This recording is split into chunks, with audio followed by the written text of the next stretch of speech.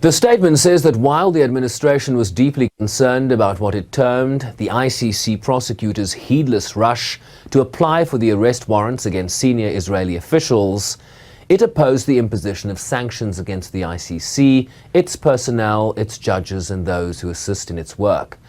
It further argued that there were more effective ways to defend Israel, preserve U.S. positions on the ICC, and promote international justice and accountability, and the administration stood ready to work with Congress on those options.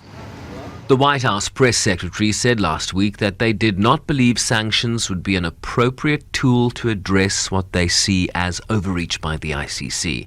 As it relates to legislation, as it relates to specific sanctioning, that particular question, this is not something that the administration is going to support.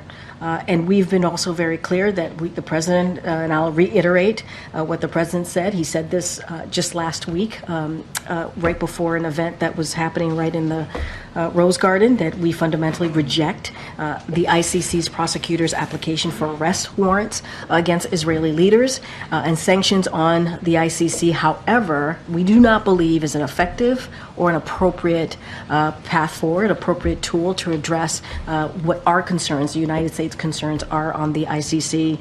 So we're going to work with Congress on other options. We're talking about specifically, obviously, sanctions, but on other options to address the overreach that we see by the ICC to apply for warrants against Israel officials. So we're going to have that conversation, continue to have a conversation with Congress, but when it comes to sanctioning the ICC, that is something that we do not support.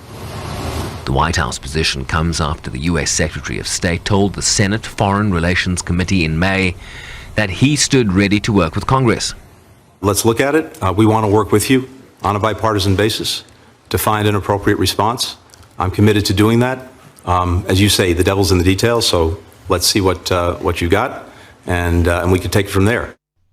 The Biden administration in 2021 removed sanctions imposed against the court by the Trump administration the previous year over investigations into alleged war crimes by U.S. forces in Afghanistan and by Israel in the occupied Palestinian territories. Given the White House's reticence to pursue sanctions against the Hague-based court and its officials, it remains unclear what other measures might be under consideration. Sherman Riceby's SABC News, New York.